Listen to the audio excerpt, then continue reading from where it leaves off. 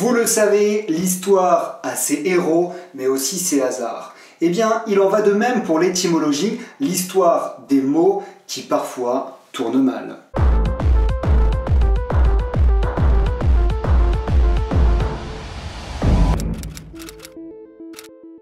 Qui a dit que la vidéo était un long fleuve tranquille qui puisait ses sources dans la logique et la simplicité? C'est pas moi. Les étymologies que nous allons aborder aujourd'hui font certainement partie des plus étranges et des plus aléatoires de la langue française.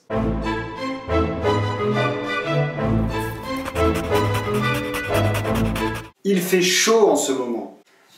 Très chaud. Si chaud même que les médias commencent à nous parler de canicule.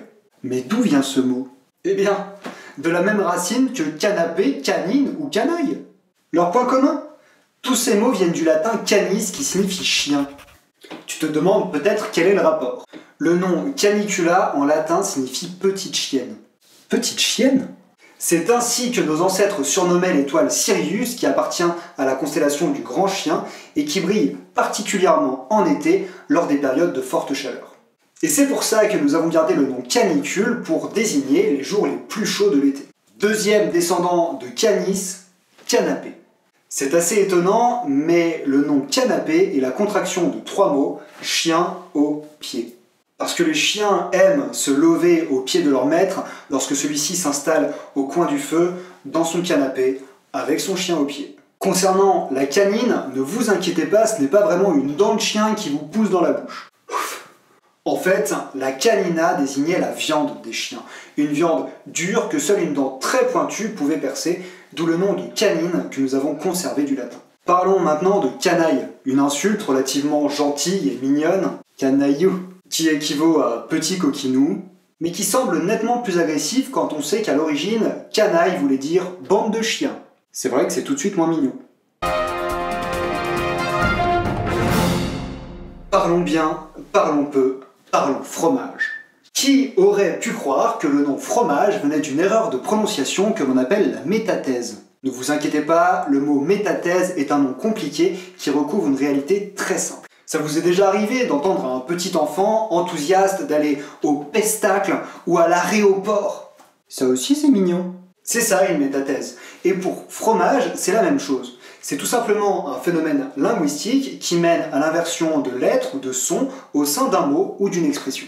Le mot fromage vient du latin formaticus, qui désigne une mise en forme du lait, un moulage si vous préférez. On disait donc formage jusqu'au milieu du Moyen-Âge, et puis tout doucement on a basculé vers le mot fromage par métathèse. Notez que nos amis italiens sont bien plus proches de la racine étymologique de ce mot, puisqu'à Rome on parle de formaggio.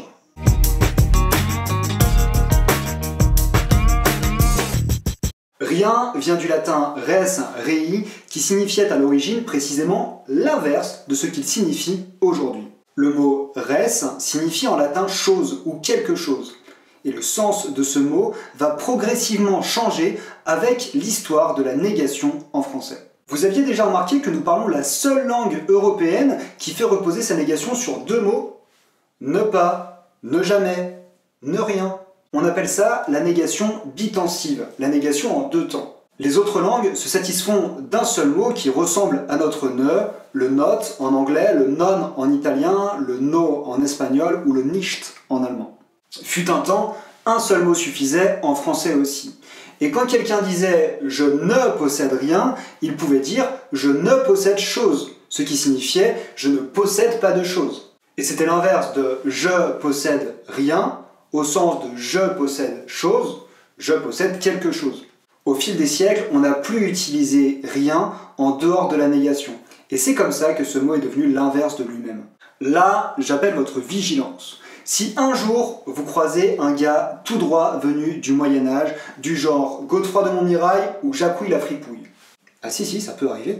Et que vous lui dites « j'ai rien ». Il va comprendre que vous avez quelque chose. Parce que pour lui, ce n'est pas le rien qui marque la négation. C'est le ne de « je n'ai rien ». Je vous remercie, chers curieux, d'avoir suivi cette vidéo jusqu'au bout.